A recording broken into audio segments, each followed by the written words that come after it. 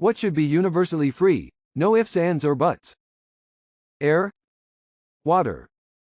Cambodia was having major water sourcing issues.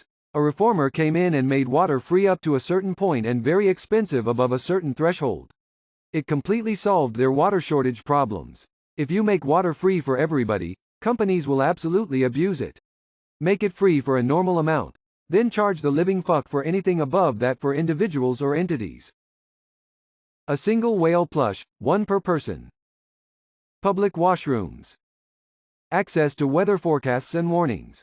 There should not be a financial barrier to receiving life-saving information. Edit. This information is not free in all parts of the world. Clean water. Education. At first I was going to say healthcare, but an education would also teach people why I would have said healthcare. How do you remind yourself you're not behind being single in your 30s? Come have a beer with me and I'll tell you about my divorce.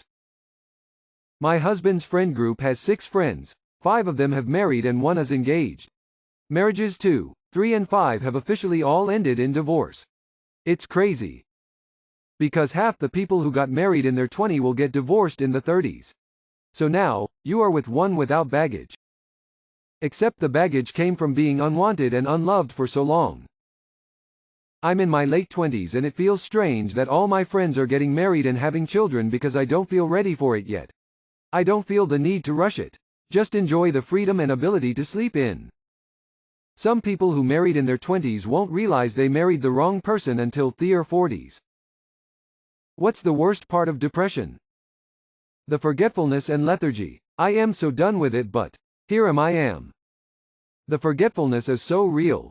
I have about a 2-year gap in my memory from when I was seriously depressed. It's so weird. Everything becomes heavier. Every single thing. Except your wallet. That one keeps getting lighter and lighter. It can be self-sustaining. You feel depressed so you withdraw. Withdrawing makes you feel depressed. Can get stuck in a never-ending cycle. Lack of motivation to do things like wash and brush your teeth, which just makes you more depressed. A vicious cycle, if you will. Edit. Thank you for the awards. I am glad I could make so many others who have struggled with hygiene feel seen, and I must remind you all, it will always get better eventually. Stay strong. Knowing that you're in a depression and being physically and mentally unable to do anything about it. What's something ancient that only an internet veteran would remember? Having a computer room. With a desk with a keyboard drawer. E-Bombs World. ASL. How about the sound of dial-up? Ask Jeeves. Dogpile. Alta Vista. I remember when Amazon was just an online bookstore.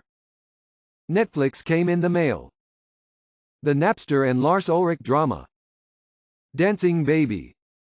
Hamster Dance. Getting booted off the internet when someone in the other room picked up the phone. Or getting a busy tone when you tried to call your friend's landline because someone was using the computer. Getting internet in the mail. LMAO. Had so many of those AOL discs. Ex-Trump supporters. What point did you stop supporting Trump and why? My dad was done with him after he insulted McCain post-death, but that lasted about a week.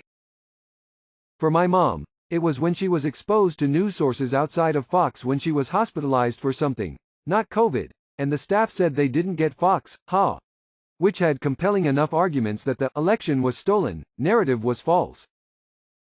After Home Alone 2. It was Back to the Future 2 for me.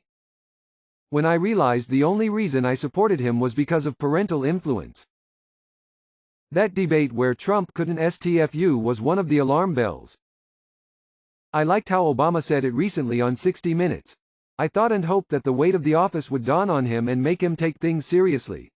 Unfortunately, that did not happen.